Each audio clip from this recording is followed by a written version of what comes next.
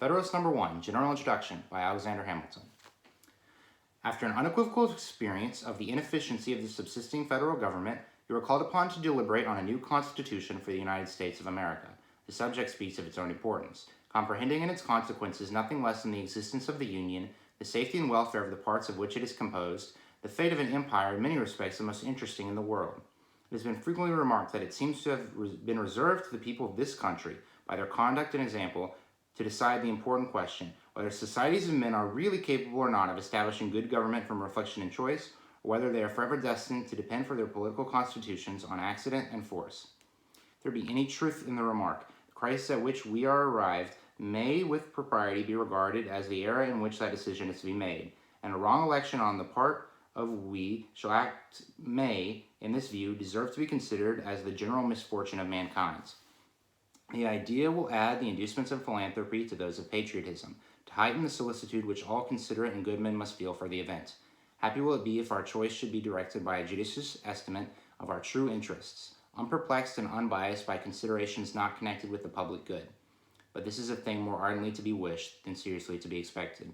The plan offered to our deliberations affects too many particular interests, innovates upon too many local institutions, not to involve in its discussion a variety of objects foreign to its merits, and of views, passions, and prejudices little favorable to the discovery of truth.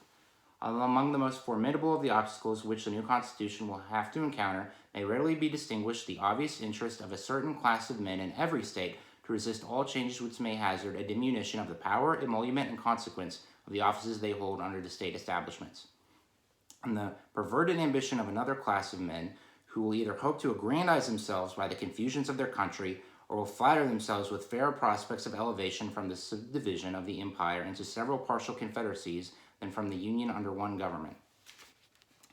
It is not, however, my design to dwell upon observations of this nature.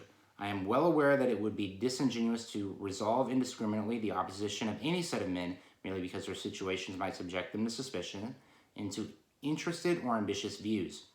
Candor will oblige us to admit that even such men may be actuated by upright intentions, and it cannot be doubted that much of the opposition which has made its appearance, or may hereafter make its appearance, will spring from sources blameless, at least if not respectable, the honest errors of minds led astray by preconceived jealousies and fears.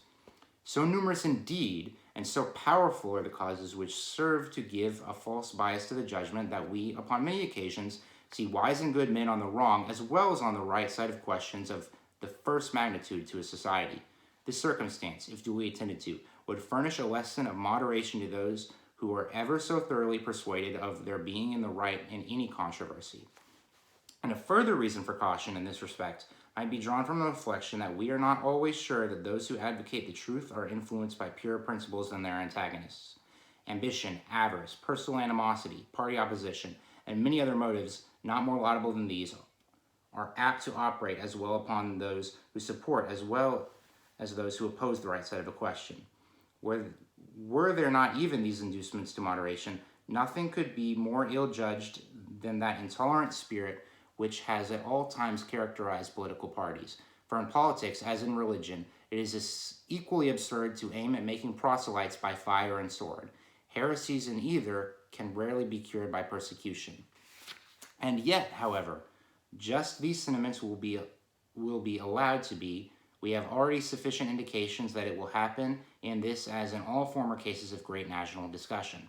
A torrent of angry and malignant passions will be let loose. To judge from the conduct of the opposite parties, we should be led to conclude that they will mutually hope to evince the justness of their opinions and to increase the number of their converts by the loudness of their declamations and the bitterness of their invectives. Enlightened zeal for the energy and efficiency of government will be stigmatized as the offspring of a temper fond of despotic power and hostile to the principles of liberty. An over-scrupulous jealousy of danger to the rights of the people, which is more commonly the fault of the head than of the heart, will be represented as a mere pretense and artifice, the stale bait for popularity at the expense of the public good. It will be forgotten, on the one hand, that jealousy is the usual concomitant of violent love, and that the noble enthusiasm of liberty is too apt to be infected with the spirit of narrow and illiberal distrust. On the other hand, it will be equally forgotten that the vigor of government is essential to the security of liberty, that in the contemplation of a sound and well-informed judgment, their interests can never be separated, and that a dangerous ambition more often lurks behind the specious mask of zeal for the rights of the people than under the forbidding appearance of zeal for the firmness and efficiency of government. History will teach us that the former has been found a much more certain road to the introduction of despotism than the latter, and that of those men who have overturned the liberties of republics, the greatest number have begun their career by paying an obsequious court to the people, commencing demagogues and ending tyrants. In the course of the preceding observations, I have, my fellow citizens, to putting you upon your guard against all attempts, from whatever quarter, to influence your decision in a matter of the utmost moment to your welfare by any impressions other than those which may result from the evidence of truth. You will, no doubt, at the same time have collected from the general scope of them that they proceed from a source not unfriendly to the new Constitution. Yes, my countrymen, I own to you that after having given in an attentive consideration, I am clearly of opinion that it is your interest to adopt it. I am convinced that this is the safest course for your liberty, your dignity, and your happiness. I affect not reserves which I do not feel. I will not amuse you with an appearance of deliberation when I have decided. I frankly acknowledge to you my convictions, and I will freely lay before you the reasons on which they are founded. Consciousness of good intentions disdains ambiguity. I shall not, however, multiply professions on this head. My motives must remain in the depository of my own breast. My arguments will be open to all and may be judged of by all. They shall at least be offered in a spirit which will not disgrace the cause of truth. I propose, in a series of papers, to discuss the following interesting particulars: the utility of the Union to your political prosperity, the insufficiency of the present Confederation to preserve that Union, the necessity of a government at least equally energetic with the one proposed to the attainment of this object, the conformity of the proposed Constitution to the true principles of Republican government, its analogy to your own state constitution, and lastly, the additional security which its adoption will afford to the preservation of that species of government, to liberty and to prosperity. In the progress of this discussion, I shall endeavor to give a satisfactory answer to all the objections which shall have been made their appearance, that may seem to have any claim to your attention. It may perhaps be thought superfluous to offer arguments to prove the utility of the Union, a point, no doubt, deeply engraved on the hearts of the great body of the people in every state, and one which, it may be imagined, has no adversaries. And the fact is that we already hear it whispered in the private circles of those who oppose the new Constitution that the 13 states are of too great extent for any general system, and that we must of necessity resort to separate confederacies of distinct portions of the whole. This doctrine will, in all probability, be gradually propagated till it has votaries enough to countenance an open avowal of it.